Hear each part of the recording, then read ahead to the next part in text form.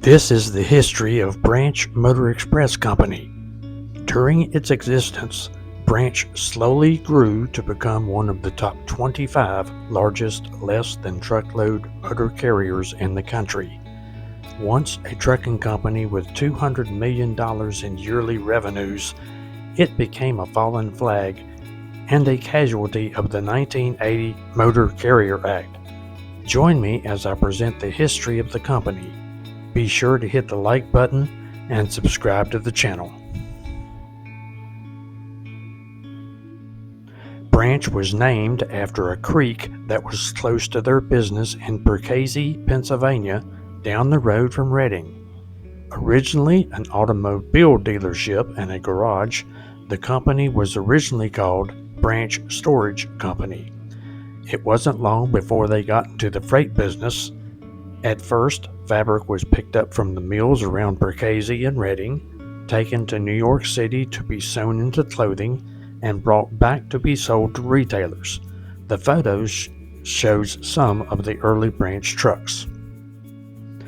In the early days, Branch hauled freight from 8 small terminals in Pennsylvania, New Jersey, New York, and Maryland. According to the list of points served by Branch, they went as far south as Washington, D.C.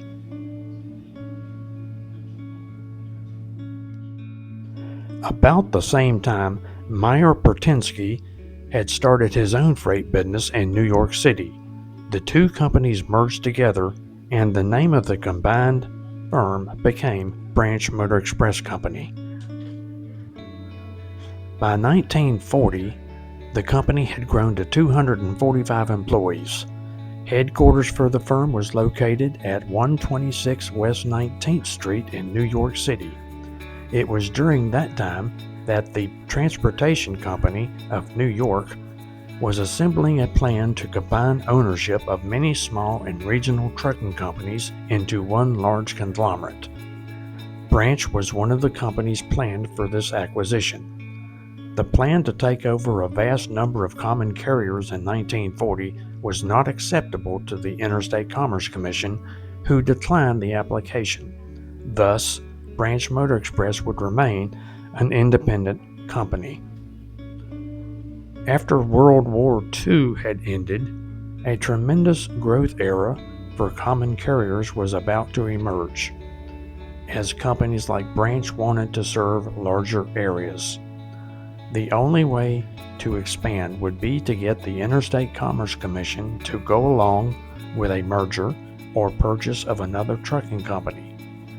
If you could find a troubled carrier in an area adjacent to your own, then maybe the ICC would agree. Such was the case with Branch and one of their first acquisitions. It would be the start of a 20-year period when Branch grew to many areas such as the South, Great Lakes area, and the Midwest part of the U.S. My next video in this series will present the acquisitions of other trucking companies that made Branch Motor Express grow into one of the top 25 motor carriers. It's an interesting story. Stay tuned.